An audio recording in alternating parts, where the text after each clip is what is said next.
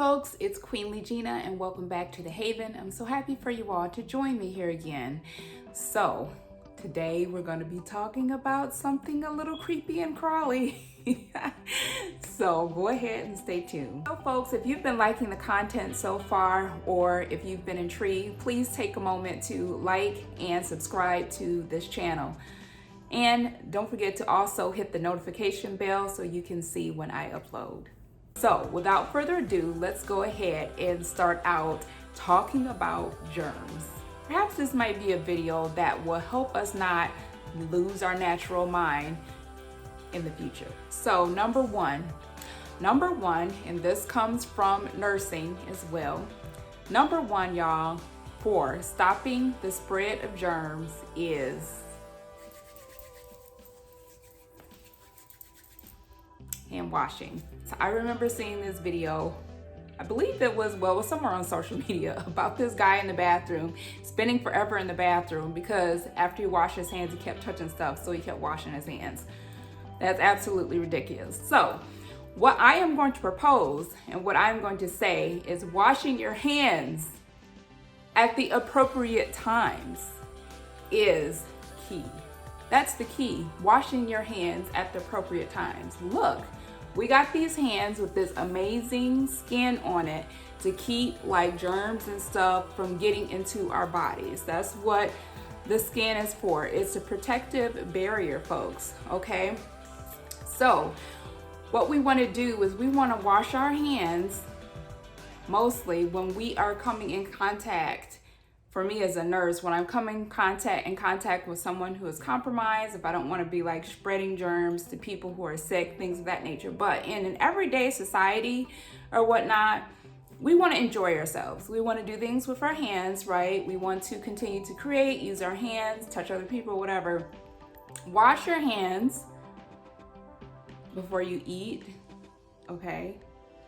Wash your hands before you eat. Wash your hands before you wash your face. Okay. Wash your hands before you go to touch your eyes, nose, and mouth. Have you guys heard that? How often have you guys heard that? No. But it's true. So, because those are like the portals to where germs can get inside of your body. That is like when you want to wash your hands. I would suggest washing your hands if you got through shaking a lot of hands. If you've been in a place where a lot of different people have been touching things. Wash your hands. Wash your hands, folks, after you use the bathroom. Wash your hands after you use the bathroom. So the appropriate way to wash your hands, make sure you turn on the water using warm water with soap, soap being a surfactant. Turn on some warm water, grab you some soap, suds for about 20 seconds, rinse thoroughly under nice warm water. Grab yourself a paper towel, dry your hands, throw it away. Grab another paper towel, turn off the water faucet, and there you go. Most soaps do not kill bacteria, but is a surfactant to help you with friction get rid of germs, okay? Unless you are using an antibacterial soap, soap doesn't kill germs, okay, in itself. Soap is a surfactant to help you get the germs off of your hands. Okay, because a lot of germs, they stay and you just can't get them off with regular water. Number two, cover your cough, cover your sneeze so you won't spread disease. Cover your cough and cover your sneeze. A lot of us don't do that. Not until the past year or two have people, I feel like, really started to actually think about that and do that. A lot of people don't, just like a lot of people, I've seen a lot of people don't wash their hands after they use the bathroom, whether it's in their own home or in a public place. People don't wash their hands. People don't cover their cough, cover their sneeze. And I would even say cover your yawn as well, because you've got salivary glands that sometimes you don't see that will, if you yawn, will disperse saliva. For those who didn't know that, just putting it out there for you. Do this, or have a tissue that you can dispose to cover your cough and cover your sneeze. So we're all irritated with the social distancing, but giving a person personal space is very important in not spreading disease. So we have people in this world who, when they are sick, like extra attention, and they like being around people, and they unintentionally spread their germs. But unfortunately, fortunately, we have to social distance. We have to give people their space, and giving people space and kind of just keeping your germs to yourself does help prevent spreading germs. Keeping your body clean. Okay, so let me just put it out here, folks. This is another mental health moment here. The fact of the matter is our skin, which is a protective barrier, even the inside of our body, contains like different like bacteria. What's on the outside of the body is called the microbiome. And so we have different like bacteria on our body. Different bacteria such as strep, if you've heard of strep. And you're like, oh, how do you know with strep? Well, if you get an infection of strep, it means that you have too much strep bacteria going on. But strep is something that we as humans do carry on us. But when we wash and keeping ourselves clean, we're keeping things at a healthy balance. Just think of you keeping your home clean. How you sometimes can, well, if you're me, I can't keep my house perfectly clean all the time. There's always some place that's lacking where I need to get to and clean. It's sort of the same way in a sense with your body. Like keeping ourselves clean and, getting rid of some of the germs so they don't grow, because germs they are an organism, they spread and they grow, just like the germs underneath your the bacteria and stuff under your armpits. That's how you get the odor, because you're like, well, what did I even do to, well, sweat, moisture, whatever bacteria was there. Even after you wash, after a certain period of time, it grows and they let off like little poops and farts or whatever.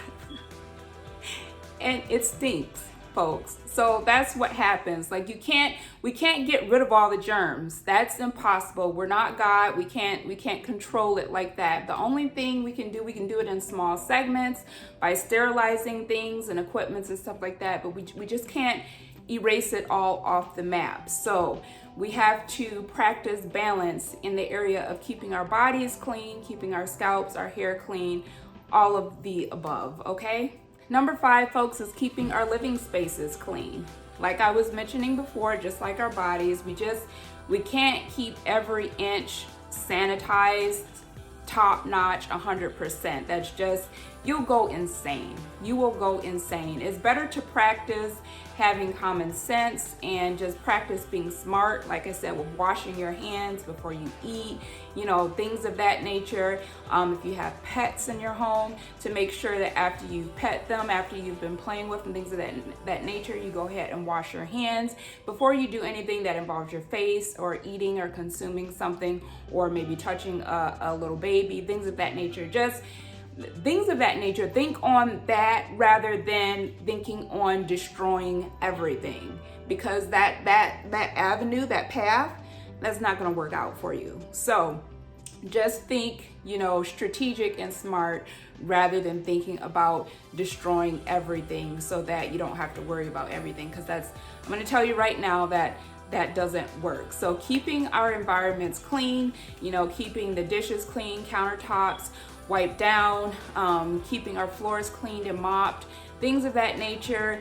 It's not something that you need to do over and over again and just get like obsessive with and things of that nature. Like I said, you don't have that control. That control is a godly control with like germs and bacteria. So we can only do what we can do. Another thing, and I was talking to a family member about this, is when you go out into public places, and I'm sure a lot of you already do this, hotels and things of that nature, wouldn't hurt to maybe bring along like some sanitizing wipes, things of that nature, because we don't know if a lot of times people to you know, if they're running out of time or they don't like their work or whatever it is, don't clean things appropriately or not, hit the hot spots in the hotel room or whatnot. You know, things like, you know, the sink, you know, the handlebars in sink, remote controls, you know, toilet seats or whatnot, maybe inside of the shower or whatnot. I wouldn't go overboard, you know, and bend over backwards and hurt yourself. But like I said, just think strategic, think smart, rather than thinking of destroying everything.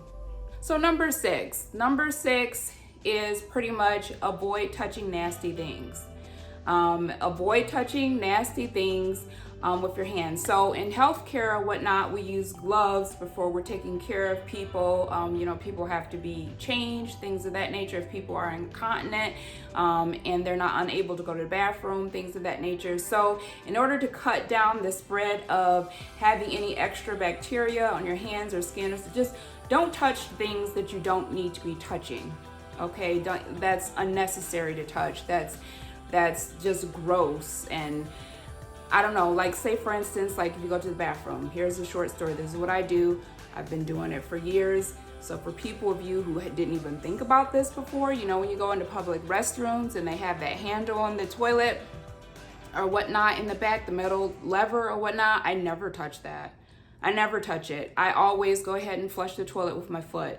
That's how I was taught to do it. So if you think in your head that everybody uses their hand to flush that, think again and wash your hands. Number 7, I for the most part have stopped doing this. I used to do it, is chewing on like foreign objects. Like, you know, sometimes, you know, we chew on pens. A lot of people would use their fingers to flip pages, things of that nature. Just don't do that. That's just like an easy way of just not transferring germs or getting germs from someone else who may have done the exact same thing that you did with like a pen top or like a pencil or something of that nature, or like a cap or whatever else you may lick or chew on that you probably shouldn't be and that doesn't need to be put in your mouth. So anyway, those are the 7 things that I have for helping to keep down germs and bacteria. Like I said before, we can't destroy and eliminate it all or whatnot. That's not what we do. We have to either keep our bodies healthy, okay, keep our bodies strong, and we have to, you know, just practice having just cleanliness, keeping clean and things of that nature, but not going overboard. Because there's a lot of times, like with antibiotics, say for instance, we take too many of those antibiotics or whatnot, we destroy one bacteria, give room to another, and then we have like this super infection when we have all these germs and bacteria growing because we've taken too many antibiotics. So it's all about balance, folks. You can't get too crazy with it, because if you just think about it, our immune systems have grown over the years because we have come in contact with germs. That's why we're not falling sick to every little thing that we're ingesting. Because let me tell you, we are ingesting bacteria and germs and viruses on a daily basis. Just letting you know. You all have a great rest of the day. And if you're getting ready to go to bed, please have a good night rest. Bye.